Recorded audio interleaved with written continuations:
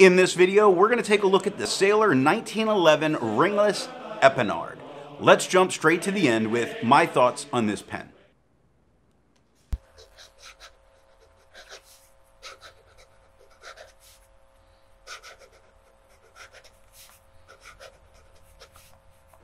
I like the Sailor 1911 Large in general, and when this pen came out, I jumped, which I normally don't do, although it has happened one other time. The color of this pen was really what had me interested. In fact, this is the only pen that other than if I use it for a review, I have a dedicated ink for it until that stash runs out. I have the Sailor Epinard, still have quite a bit of it left, and that is fairly the ink that goes into it. So while I don't necessarily dedicate inks to pens very often, this one as a match is absolutely perfect.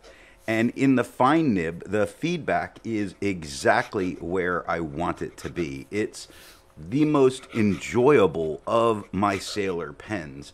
I definitely think that that's influenced by the fact that I like its color and I like the ink as a match to it. So there's times that having specific things like that can help you enjoy a pen even more. The fact that it doesn't have that cap band, I kind of like, even though I understand the functionality of the band. It doesn't break up the look of this pen.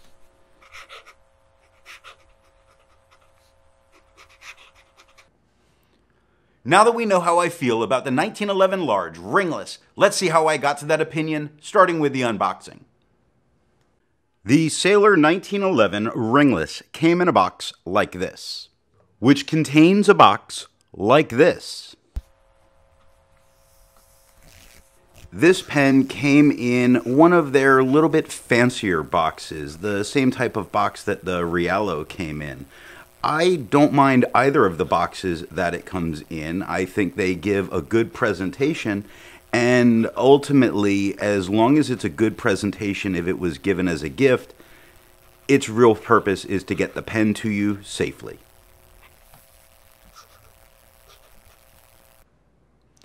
With the pen out of the box, we need to get to the nib. Now, to be honest, as long as it doesn't take 20 turns to uncap a pen, I'm fine.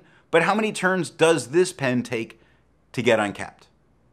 The Sailor 1911 Ringless takes 1 and just over a half to uncap.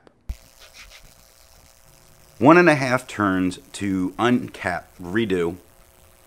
1.5 turns to uncap is not excessive. I do think it would be interesting if not just Sailor, but some other companies looked into some other capping mechanisms similar to what is on some of the Visconti with that hook and latch system. I do think that would be very interesting, but I don't mind 1.5 turns. This gets us to the nib. This pen has their gold fine nib on it. When this pen came out, there was some talk about how Sailor missed the mark in this should have had a black nib. And while aesthetically I agree with them, it would have looked better on the pen.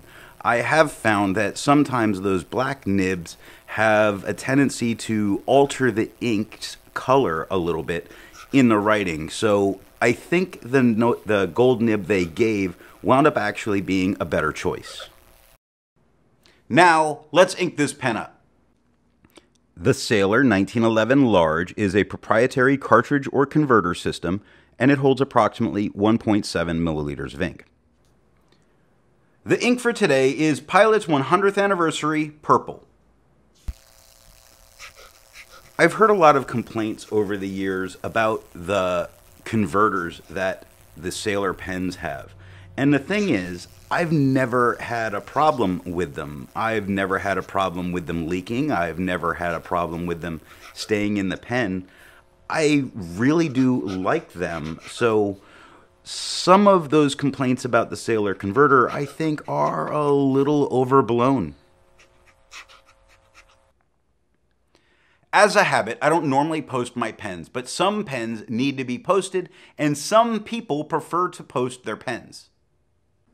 This pen without the cap band would make me worry a little bit if I was posting it. It is just long enough for me to use comfortably unposted, although if you did want to, you could post it. It posts securely enough to not be a problem, comfortable in the hand, and it's not ridiculously large when posted. If you enjoy videos like this, then be sure to hit the subscribe button. Now, the important part, the writing sample. The 1911 large is a bit girthier than the standard, and I do find the standard a little thinner than I would prefer for my pens. This one is right on the edge of the girth that I would prefer, making it very comfortable in the hand. It's plenty long enough that it stays comfortable, and I don't find myself having any kind of hand cramping while writing, which is always a concern with pens that you want to be able to use for a long time, because Sailor pens aren't cheap. They're known for how good their nibs are in writing, and this is no exception. I love the feedback that it gives, and while you can hear it quite a bit, that's with it being a fine. Now, fine nibs weren't something that I especially went towards, but then one day at a pen club meet, I had tried someone's Sailor with a fine nib, and I was hooked, which is the reason I wound up with a couple Sailor fine nibs. And then this pen came along, and like I said, I jumped. It's enjoyable to use. The fine that it writes with being a little bit drier really helps when I have to use it on cheaper paper, like at work, where they just don't seem to know that there's actually good paper that exists in the world. The only thing I ever do sometimes notice is, because it's fine, and a Japanese fine being very narrow, when I'm using it on cheaper paper for an entire day, I do sometimes get those paper fibers in the nib, and that's because it can come across as, I'm going to call it sharp, although it doesn't dig into the paper unless you were to really go after that yourself.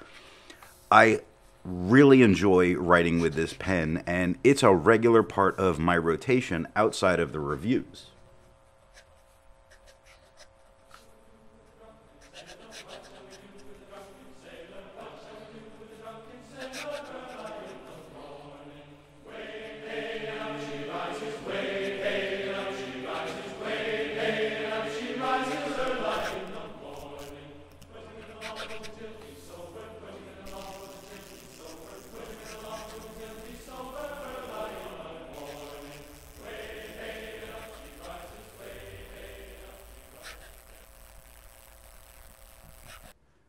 Now for something a bit more standard in comparing writing size. I use Namiki Blue to do this. Here it is with a Yovo extra fine on the left, medium in the middle, and a 1.1 stub on the right.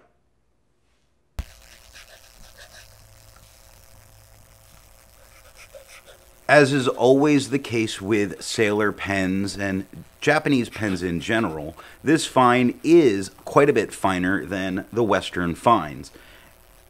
I don't mind that. I find it funny, but I go for Japanese fines and Western broads, where they're quite a bit different, but both very enjoyable. But how does it compare in writing size to other nibs I've used? Looking at the writing of a Sailor 1911 ringless with a fine nib, here it is next to a Pilot Metropolitan with a fine nib, a Pilot Custom 823 with a fine nib, a Hero 616 with a fine nib, and a Sailor My First Pen with a medium fine nib.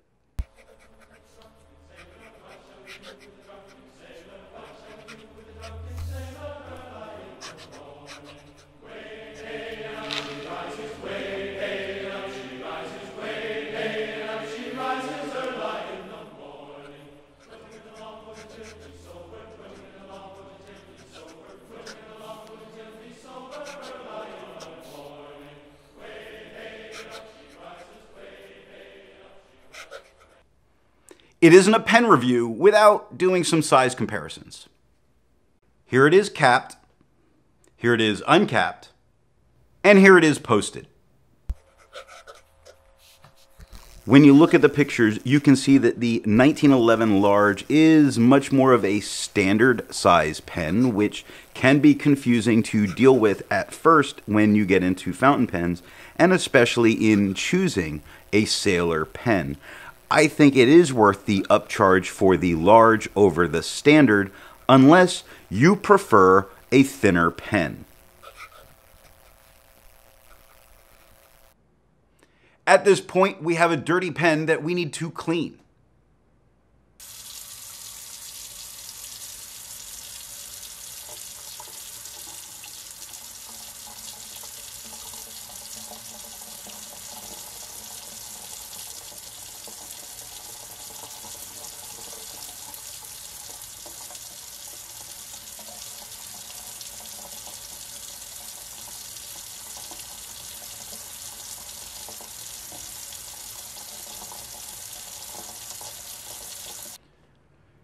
Be sure to check out the next pen review when we look at the Duke 209. If you want to be able to support not just my channel, but any reviewer, then when you make a purchase, be sure to tell that retailer where you heard about it. Thanks for watching.